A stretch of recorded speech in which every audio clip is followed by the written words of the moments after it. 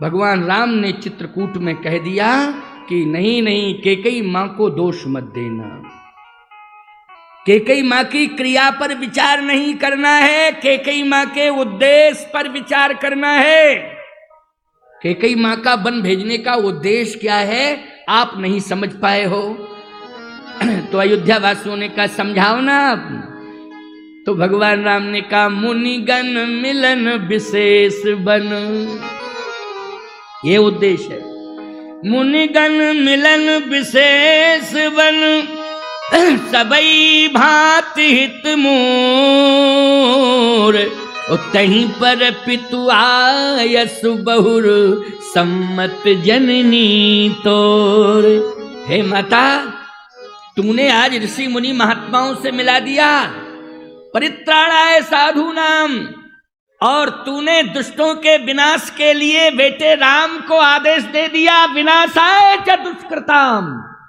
और तूने यत्र तत्र सर्वत्र धर्म की स्थापना हो जाए इसके लिए आदेश दे दिया है। इसलिए धर्म संस्थापनार्थाय संभवामि युगे युगे। मां, तेरा राम सदा ऋणी रहेगा। भरत, अब तुम वापस जाओ चित्रकूट से वापस जाओ। भरत जी ने कहा कि कहां जाऊं प्रभु, आपके साथ रहूंगा, पास रहूंगा, सेवा करूंगा। नहीं नहीं, मेरे पास रहकर के सेवा उतनी अच्छी नहीं हो सकती है जितना मेरी आज्ञा का पालन करके सेवा हो सकती है। और मेरी आज्ञा है कि वापस अयोध्या जाओ। भरत जी अवज्ञा तो कर ही नहीं सकते। तो भरत जी ने कहा कि जीवित रहने के लिए आधार क्या है? कोई आधार हो तब तो जीवित रहूंगा। भगवान ने कहा आधार है? आधार किसे मानते हो?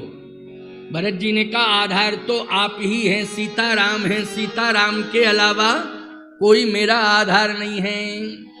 भगवान ने तुरंत चरण पादुकाओं को आगे किया कि पहले दर्शन करो, दर्शन करो। इन पादुकाओं में किसका दर्शन हो रहा है भरत? भरत जी ने कहा सीताराम जी का दर्शन हो रहा है।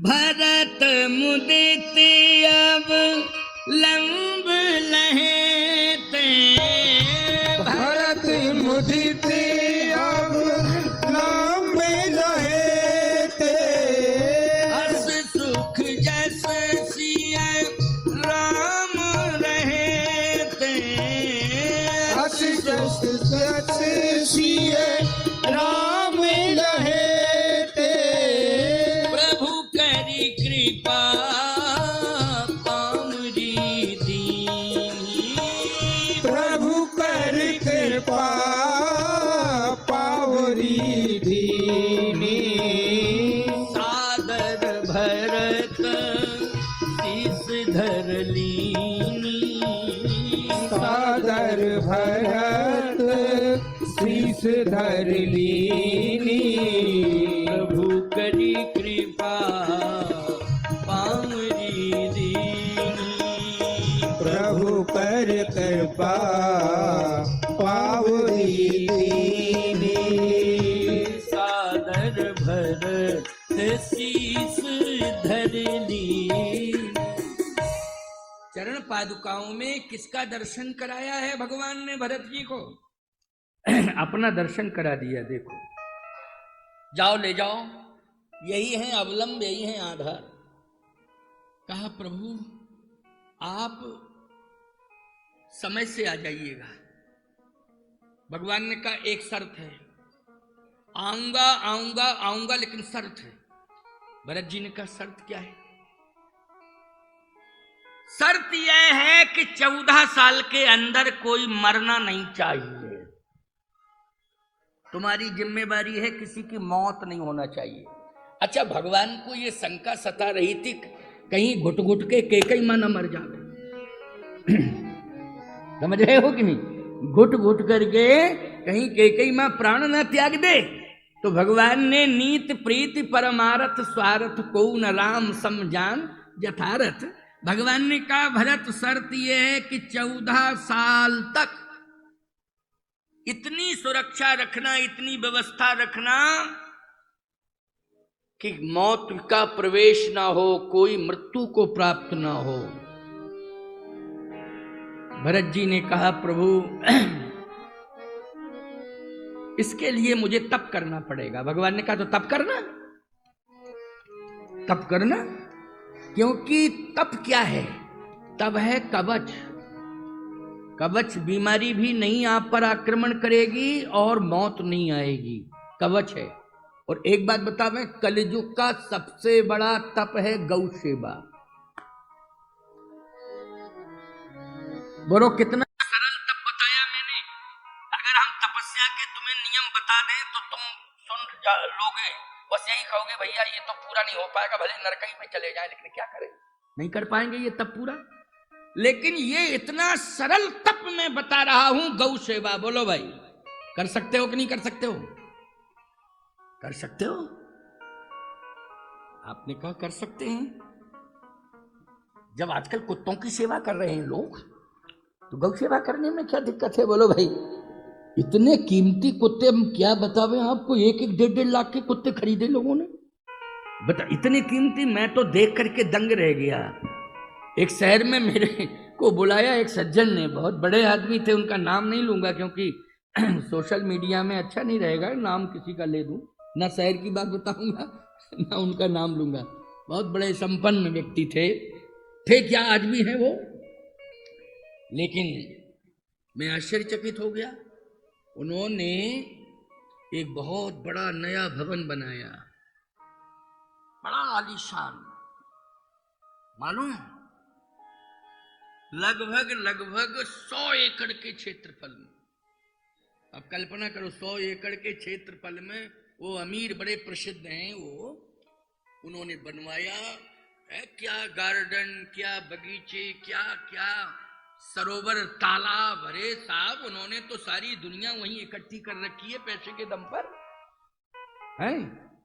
कहे स्वामी जी बन तो गया है और गृह प्रवेश भी हो गया है और बड़ी धूमधाम से हुआ था, लेकिन अब आप आ गए हो तो हमने सोचा आपके भी चरण पड़ जाएं। मैंने कहा देखो भाई कोशिश करूंगा, जिस दिन जाऊंगा उस दिन का रास्ता हमारा उसी रोड से है, तो मैं 10-15 मिनट रुक लूंगा, लेकिन वहीं मिलना।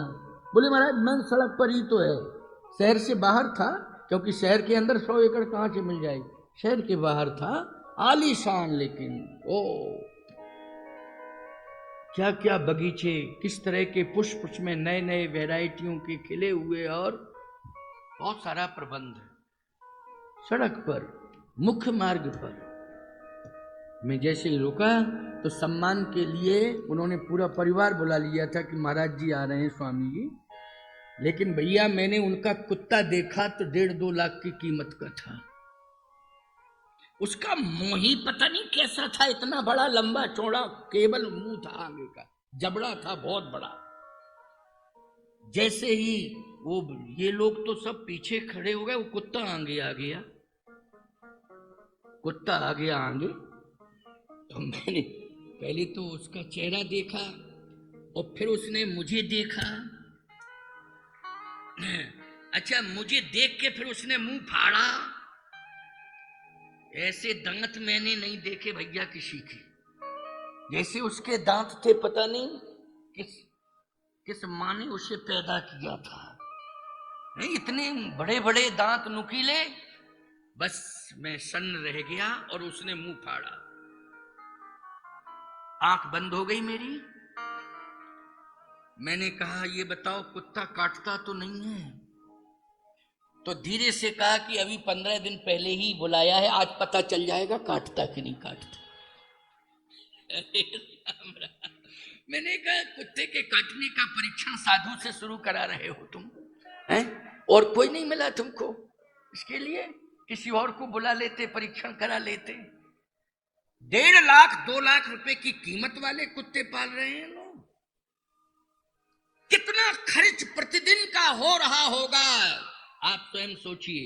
इतने महंगे कुत्ते हैं तो उनका खाना पीना सारी बातें क्यों भाई महंगी होंगी? लेकिन मैं कहता हूं ये सौभाग्य ग्रामवासियों को मिल रहा है, ये महानगरों वालों को नहीं मिल रहा है। आलीशान हवेलियों में रहने वालों को गौ सेवा का लाभ नहीं मिल पा रहा है। लेकिन धन्य है तुम्हारा गांव, गांव की मिट्टी, गांव के लोग, जो चाहे तो गौ सेवा करने का सौभाग्य हर प्राणी को मिल सकता है, हर प्राणी को मिल सकता है।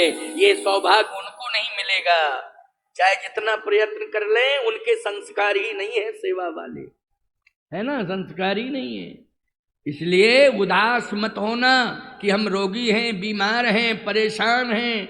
नहीं नहीं, गौशाला बनाओ, गौ सेवा हो, गांव गांव में गौशालाएं, फिर देखिए जीवन का आनंद क्या क्या नहीं मिल जाएगा आपको। मैं सत्य कह रहा हूं। भगवान राम ने कहा जाओ भरत, भरत ने कहा कि प्रभु दो ही आधार हैं, क्या एक तो मैं आपकी चरण पादुकाओं का पूजन करूंगा और जीवन में श्वास चलती रहे इसके लिए गौ माता का दूध पीऊंगा। किसका? गौ माता का। भरत ने कहा कि हे प्रभु गौ माता मेरा सहारा, क्योंकि जिस माँ ने मुझे जन्म दिया है उस माँ ने तो दूर कर दिया है आपसे मुझे, लेकिन मुझे विश्वास है कि गौ माता का दूध 14 वर्ष तक पीता रहूंगा और गौ माता की सेवा करता रहूंगा, तो निश्चित रूप से आप मुझे अवश्य ही मिलेंगे, अवश्य मिलेंगे, अवश्य मिलेंगे। इसमें किंचित मात्र भी संशय नहीं है। इसलिए 14 साल भरत ने केवल सिर्फ भगवान की पादुकाओं का पूजन करने के बाद क्या लिया है? वेद लक्षणा गाय माता का दूध, गौमूत्र, क्या लिया है? गौमूत्र सेवन किया है और गाय के गोबर से जो जौ निकलते थे उनको उनका दलिया पान किया है और गौ माता का वेद लक्षणा गौ माता का दूध पिया है। उससे क्या हुआ? अयोध्या में किसी की मृत्यु नहीं हुई, अयोध्या में कोई बीमारी नहीं आई। मैं प्रमाण तो देता जा रहा हूं, अब इससे ज्यादा प्रमाण और क्या करूं? क्या खोपड़ी का ऑपरेशन करा दूं तुम्हारे पीछे कि खोपड़ी खोल के धर दूं? अरे भाई इतने प्रमाण दे रहा हूं, शास्त्रों के ग्रंथों के प्रमाण दे रहा हूं, इससे बड़ी बात तो क्या होगी। 14 साल तक अयोध्या में किसी की मृत्यु नहीं हुई, 14 वर्ष तक कोई बीमारी भी नहीं आई अयोध्या में, सभी को आरोग्यता मिली है। बोलो किसकी सेवा? चरण पादुकाओं की सेवा और गौ माता की सेवा। इसलिए भगवान के चरणों का ध्यान करते रहो। श्री रामचंद्र कृपाल भज मन हरण भव दारुणम नव कंज लोचन कंज मुख कर कंज पद कंजारुणम। बस ये प्रार्थना करते रहो और गौ सेवा करते रहो और गौ माता का दूध पीते रहोगे तो बीमारी नहीं आएगी। हर श्वास में भक्ति रहेगी, हर श्वास में ज्ञान रहेगा, हर श्वास में वैराग्य रहेगा। त्रिवेणी आपके जीवन से जुड़ जाएगी, आपको परमानंद की प्राप्ति हो जाएगी।